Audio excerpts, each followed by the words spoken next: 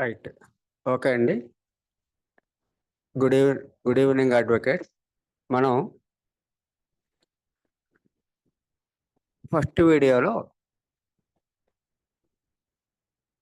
Bar council of Andhra Pradesh bar అసోసియేషన్లకు ఇచ్చిన model బైలాస్లో ఒక చాప్టర్ చూసాం. ఆ చాప్టర్ ఏంటంటే aims and objectives of bar association.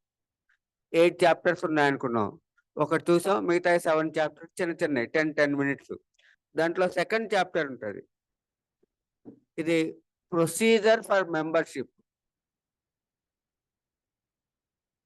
Procedure for membership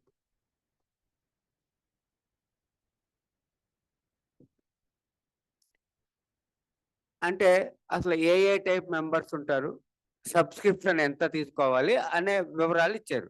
దాంట్లో మనకి ఏంటంటే ఫస్ట్ డోనార్ మెంబర్స్ ఉంటారని చెప్పారు. తర్వాత చదువుతాను ఆ సెక్షన్స్. డోనార్ మెంబర్స్ ఉంటారని చెప్పారు. ఈ డోనార్స్ మెంబర్ దగ్గర వన్ టైము 25,000 కలెక్ట్ చేసుకోవచ్చు. 25,000 సబ్స్క్రిప్షన్ ఫీ డోనార్ మెంబర్స్. అయితే జనరల్ బాడీ రాటిఫికేషన్తో జనరల్ బాడీ ఫిక్స్ చేసి ఎంతైనా కలెక్ట్ చేసుకోవచ్చు. అంటే డోనార్ మెంబర్స్కి ఎంత కలెక్ట్ చేసుకోవాలంటే బార్ కౌన్సిల్ ఇచ్చిన గైడ్ లైన్స్ ప్రకారం 25,000. కానీ అది బార్ అసోసియేషన్ యొక్క జనరల్ బాడీ ఇష్టం. రెండోది ప్యాట్రన్ మెంబర్స్ ఉంటారు. డోనార్ మెంబర్స్ అంటే లైఫ్ మెంబర్సే, లైఫ్ టైము. రెండోది ప్యాట్రన్ మెంబర్స్ ఉంటారు. ఈ ప్యాట్రన్ మెంబర్స్ దగ్గర వన్ టైం లైఫ్ టైంలో 10,000 తీసుకోవచ్చు అని చెప్పారు. Pattern members subscription 10,000. కానీ ఇది కూడా జనరల్ బాడీలో రాటిఫై చేసి ఎక్కువైనా తక్కువైనా పెట్టుకోవచ్చు. వీళ్ళు లైఫ్ టైం మెంబర్సే. డోనార్ మెంబర్స్ అంటే లైఫ్ టైం, ప్యాట్రన్ మెంబర్స్ అంటే కూడా లైఫ్ టైం. ఇంకోటి లైఫ్ మెంబర్స్ ఉంటారు. ఈ life members subscription one time 3,000 అని చెప్పారు. కానీ ఇది కూడా బార్ అసోసియేషన్ యొక్క జనరల్ బాడీలో రెజల్యూషన్ పాస్ చేయడం ద్వారా ఎంతైనా పెట్టుకోవచ్చు అని చెప్పారు. సో లైఫ్ మెంబర్స్ 3 టైప్స్ అండి. Donor members subscription 25,000, pattern members 10,000, life members 3,000. వీళ్ళు ముగ్గురు లైఫ్ మెంబర్సే, వన్ టైం పే చేస్తారు. అయితే ఈ 25,000 అయినా 10,000 అయినా 3,000 అయినా ఎంత అనేది ఊరికే వాళ్ళు గైడ్ లైన్స్ ఇచ్చారు. బార్ అసోసియేషన్స్ నిర్ణయించుకోవచ్చు అని చెప్పారు.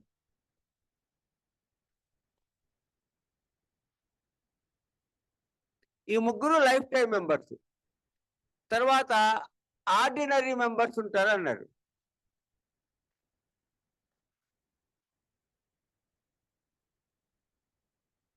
ఈ ఆర్డినరీ మెంబర్స్ ఏంటంటే 10 years లోపు ప్రాక్టీస్, 10 years లోపు స్టాండింగ్ ఉన్న వాళ్ళు, below 10 years monthly 20,000 rupees pay చేయాలన్నారు. బిలో 10 years ప్రాక్టీస్ వాళ్ళు మంత్లీ 20 రూపీస్ పే చేయాలి. బిలో 25 years ప్రాక్టీస్ ఉన్న వాళ్ళు మంత్లీ 40,000 పే చేయాలి. 25 years అబవ్ ఉన్న వాళ్ళు monthly 50 rupees subscription fee. Okay అండి. 10 years లోపు స్టాండింగ్ ఉన్న వాళ్ళు మంత్లీ 20 పే చేయాలి. 10 అబవ్ 25 బిలో ఉన్న వాళ్ళు 40 రూపీస్ పే చేయాలి. 25 years అబవ్ ఉన్న వాళ్ళు మంత్లీ 50 రూపీస్ పే చేయాలి. కానీ ఇది కూడా ఏం చెప్పారంటే మళ్ళీ at the option of bar association general body. Bar association general body ఈ మూడింటిని కూడా నిర్ణయించుకోవచ్చు మంత్లీ ఫీ ఎంత అనేది. ఓకే అండి. సో 4 టైప్స్ ఆఫ్ మెంబర్స్ ఉన్నారు. అసలు డోనారు, ప్యాట్రను, లైఫ్, ఆర్డినరీ. ఇప్పుడు నేను చెప్పింది ఒకసారి బార్ అసోసియేషన్ వాళ్ళు ఏమి ఇచ్చారో చూస్తాం. Member means donor member, pattern member, life member, ordinary member. అంటే ఎక్కడెక్కడైనా ఒక హానరరీ మెంబర్స్ అని ఉంటారు. ఆనరరీ మెంబర్స్ ఉంటే ఈ మెంబర్స్ కింద రారు. ఊరికే గౌరవ ఇప్పుడు ఆటో డ్రైవర్స్ ఉంటారు. ఆటో డ్రైవర్స్ అందరు కలిసి ఎమ్మెల్యే గారిని ఆనరరీ ప్రెసిడెంట్ గా పెట్టుకుంటారు. అట్లా ఎవరికన్నా ఆనరరీ మెంబర్స్ ఇవ్వచ్చు, వాళ్ళు రెగ్యులర్ మెంబర్స్ కింద రారు, వాళ్ళకి ఓటు హక్కు ఉండదు అని చెప్పారు. First donor members.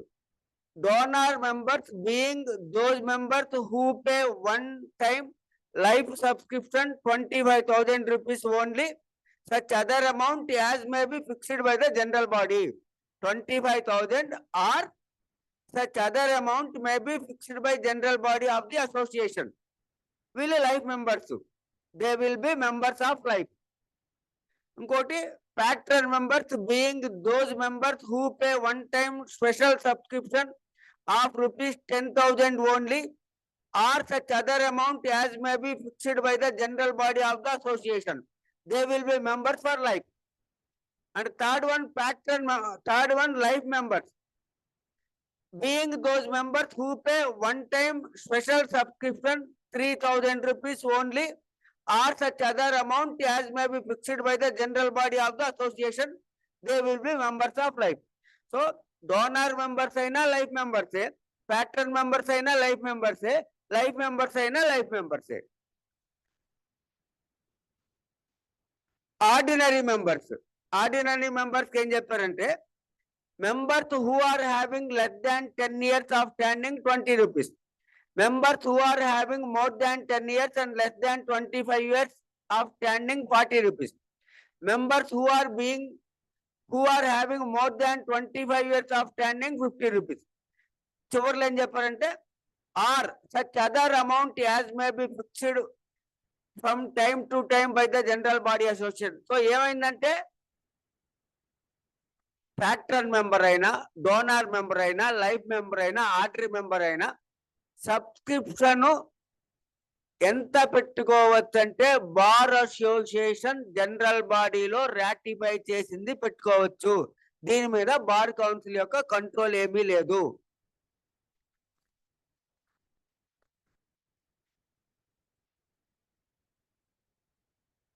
ఇంకో పాయింట్ ఏం చెప్పారంటే ఒక మెంబరు ఎన్ని బార్ అసోసియేషన్స్ లో అయినా మెంబర్ గా ఉండొచ్చు, కానీ రైట్ టు ఓట్ మాత్రం ఒక్క చోటే ఉంటుంది. An advocate can be a member of more than one bar association. However, he is entitled to exercise his right to vote only in one bar association. Every advocate shall inform the choice of voting right to the concerned bar association to which he opts vote as well as to the bar council of AP. So ఎక్కడ కొత్త వాళ్ళు అనుకోండి అక్కడే అడుగుతున్నారు ఏ bar association లో membership తీసుకుంటారు, ఎక్కడ vote వేసుకుంటారు అని ఆప్షన్.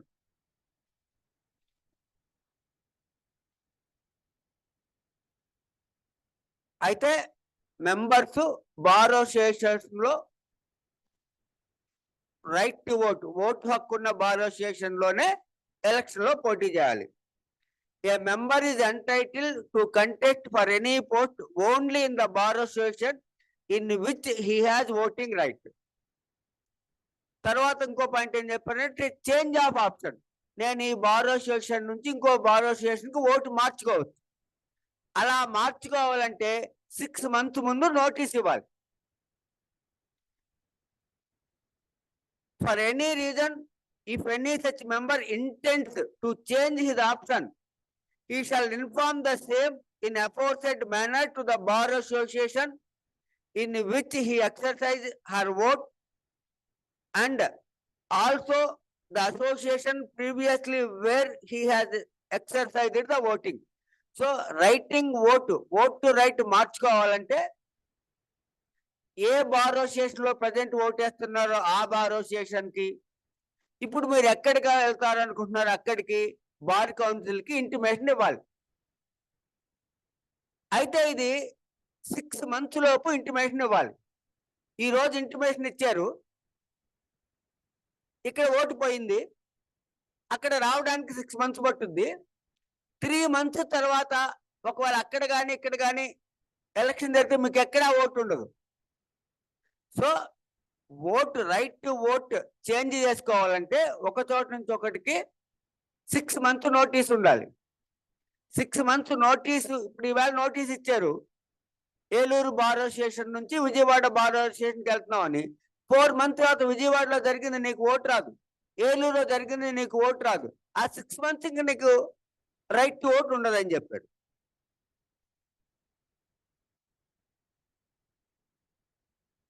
తర్వాత ఎవరైనా సరే ఒక బార్ అసోసియేషన్ కంటే ఎక్కువ బార్ అసోసియేషన్లో ఓటు ఉపయోగించుకుంటే అది మిస్కాండక్ట్ కింద వస్తుంది అని చెప్పారు. మిస్కాండక్ట్ కింద వచ్చి bar council, bar advocates act కింద, అడ్వకేట్ యాక్ట్ 1961 కింద యాక్షన్ తీసుకుంటారని చెప్పారు. సబ్స్క్రిప్షన్ ఇయర్ అంటే April 1 నుంచి March 31 వరకు. పైన చెప్పిన ఫీ కాకుండా ఎక్కడైనా సరే ఆనరరీ మెంబర్స్ ఉంటే ఆ ఆనరరీ మెంబర్స్ రెగ్యులర్ మెంబర్స్ కింద రారు, ఓటు హక్కు ఉండదు. ఎన్రోల్మెంట్ గురించి చెప్పారు. బార్ కౌన్సిల్లో ఎన్రోల్మెంట్ అయిన వాళ్ళు ఎవరైనా ఏ బార్ అసోసియేషన్లో అయినా మెంబర్ అవ్వచ్చు. Admission fee 250 rupees, ID card fee 50 rupees pay చేయాలి. అంటే పైన చెప్పిన సబ్స్క్రిప్షన్ కాకుండా ఏంటి, patron member 25,000, donor member 25,000, patron member 10,000, life member 3,000, లేకుంటే ఆర్డినరీ మెంబర్ చెప్పాం కదా. వీళ్ళు ఎవరైనా సరే అసలు ఫస్ట్ అడ్మిషన్ అప్లికేషన్ తీసుకొని అడ్మిషన్ ఫీజు 250 పే చేయాలి, ఐడి కార్డుకి 50 పే చేయాలి. మళ్ళీ ఈ admission fee, ID card fee కూడా బార్ అసోసియేషన్ జనరల్ బాడీలో పెట్టి మార్చుకోవచ్చు ఎంత అనేది అని చెప్పారు.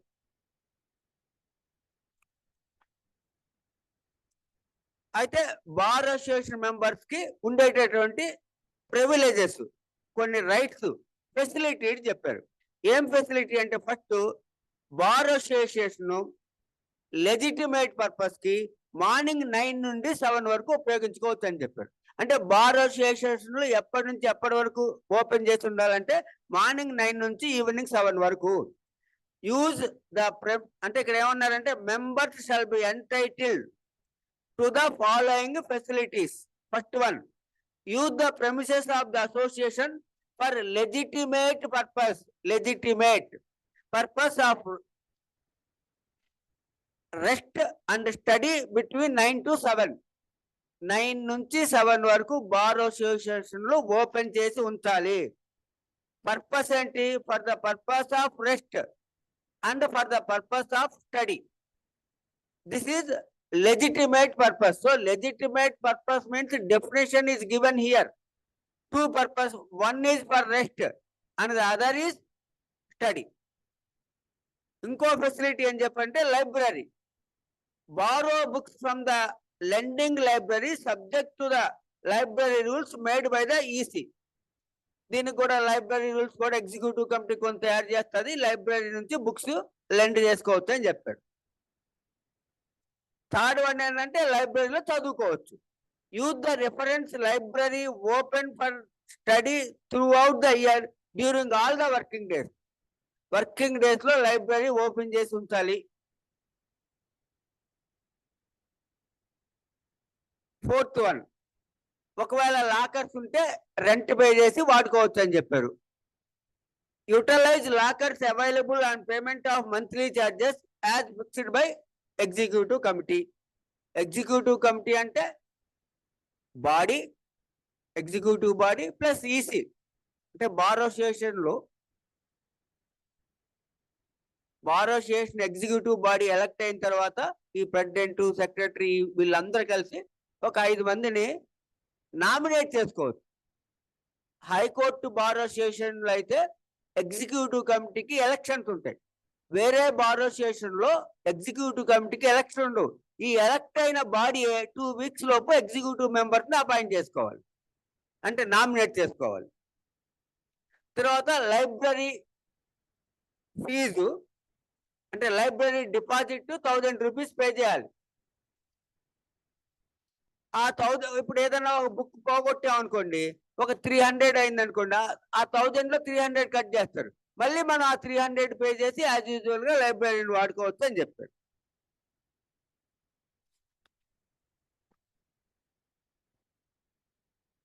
So every month ordinary members every month subscription pay చేయాలి. ఒకవేళ కంటిన్యూస్ గా 3 months పే చేయకపోతే లైబ్రరీ ఫెసిలిటీ పోతుందండి. 3 months ordinary members 3 months continuous గా సబ్స్క్రిప్షన్ పే చేయకపోతే లైబ్రరీని ఉపయోగించుకోవడానికి ఉండదు. ఒకవేళ 6 months కంటిన్యూ పే చేయకపోతే ఓటు ఉపయోగించుకోవడానికి ఉండదు. అంటే ఒకవేళ 5 months డ్యూ ఉన్నా 4 months డ్యూ ఉన్నా ఓటు వేయొచ్చు. అది ఇక్కడ అర్థం అవ్వాలి. ఏమన్నారు? If default of membership continues for a period of 6 months, such member is not entitled to vote in the ensuing election in respect of the said year. So ఒకవేళ 5 months ordinary membership due ఉంది, vote వేయొచ్చు. 4 months due ఉంది, వేయొచ్చు. 6 months ఉంది, వేయడానికి లేదు. So membership subscription pay చేయకపోవడం వల్ల రైట్ టు ఓట్ కి ఇన్ఎలిజిబిలిటీ రావాలంటే కంటిన్యూస్ గా 6 months పే చేయకుండా ఉండాలి. సో 5 months పే చేయకుండా ఉండని వాళ్ళు కూడా ఓటు ఉపయోగించుకోవచ్చు. సో ఏం చెప్పారు? 3 months అయితే 3 months కంటిన్యూస్ గా ordinary members monthly fee pay చేయకపోతే లైబ్రరీ ఉపయోగించుకోవడానికి లేదు. 6 months కంటిన్యూస్ పే చేయకపోతే ఓటు వేయడానికి లేదు. 1 year కంటిన్యూస్ పే చేయకపోతే ఇంకా ఆయన మెంబరే కాదు, మెంబర్షిప్ ఆటోమేటికల్లీ డిలీటెడ్, ఇంకా ఆయన మెంబర్ కాదు. కానీ ఎప్పుడైనా పే చేసి మళ్ళీ మెంబర్ అవ్వచ్చు. 3 years కట్టలేదు, 3 years తర్వాత ఆ 3 years డ్యూ, ఇంకా బార్ అసోసియేషన్ ఏమన్నా పెనాల్టీ వేస్తే ఆ పెనాల్టీ మొత్తం పే చేసి మళ్ళీ మెంబర్ అవ్వచ్చు. కాకపోతే ఇక్కడ ఒక ఫెసిలిటీ ఇచ్చారు. 3 years డిస్కంటిన్యూ చేసి ఆ 3 years సబ్స్క్రిప్షన్ పే చేసి మళ్ళీ మెంబర్ అయితే అతని సీనియారిటీ ఫస్ట్ టైం జాయిన్ అయ్యాడు కదా బార్ లో, అప్పటి నుంచి కంటిన్యూ అవుతుంది.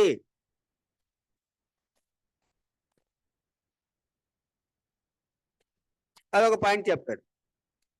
Removal of membership. మెంబర్షిప్ ఏ ఏ సందర్భాల్లో తొలగించవచ్చు అంటే, ఒకటి స్టేట్ బార్ కౌన్సిల్లో అతని మెంబర్షిప్ ఏ కారణం వలనైనా పోతే ఆటోమేటిక్ గా బార్ అసోసియేషన్ మెంబర్షిప్ తొలగించబడుతుంది.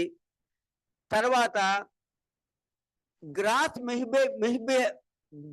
మిస్బిహేవియర్ ఉన్న, మిస్కాండక్ట్ ఉన్న జనరల్ బాడీలో రాటిఫికేషన్ ద్వారా అతని మెంబర్షిప్ తొలగించవచ్చు. అయితే ఆ మిస్కాండక్ట్ మిస్బిహేవియర్ గురించి అతనికి ఆపర్చునిటీ ఇచ్చి అతను ఎగ్జిక్యూటివ్ బాడీకో జనరల్ బాడీకో వచ్చి చెప్పుకొని అది విన్న తర్వాత జనరల్ బాడీలో రాటిఫికేషన్ అయితే రెజల్యూషన్ పాస్ చేస్తే అతను తొలగించవచ్చు.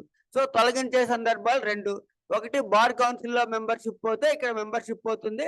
ఒకవేళ మిస్కాండక్ట్ మిస్బిహేవియర్ ఉంటే ఆపర్చునిటీ ఫెయిర్ ట్రయల్ అంటాం కదా, అతనికి ఆపర్చునిటీ ఇచ్చి అతను చెప్పిన తర్వాత విని అప్పుడు కూడా డిస్సాటిస్ఫై అయితే ఎగ్జిక్యూటివ్ కమిటీ జనరల్ బాడీలో పెట్టి పాస్ చేసి తొలగించవచ్చు అని చెప్పారు. రిజిగ్నేషన్. ఒకవేళ రిజైన్ చేయాలనుకుంటే అప్పటి వరకు ఉన్న డ్యూస్ అన్ని పే చేసి రిజైన్ చేయాలి. 3 years నుంచి ఆర్డినరీ మెంబర్ ఏం పే చేయలేదు, ఇప్పుడు రిజైన్ చేయాలనుకున్నాడు, ఆ 3 years సబ్స్క్రిప్షన్ ఫీజు పే చేసి రిజైన్ చేయాలని చెప్పారు. ఈ విషయాన్ని బార్ కౌన్సిల్ కి ఇంటిమేట్ చేయాలి. ఓకే అండి, అంతే అండి, సింపుల్ గా. ఓకే అండి, రైట్. ఇదేంటంటే సెకండ్ చాప్టర్ ఇది. సెకండ్ చాప్టర్ ఏంటంటే ప్రొసీజర్ ఫర్ మెంబర్షిప్. ఇంతకుముందు ఎయిమ్స్ అండ్ ఆబ్జెక్టివ్ చేసాం. ఓకే అండి, రైట్, థ్యాంక్ యూ. మళ్ళీ రేపు థర్డ్ చాప్టర్ చెప్తాం.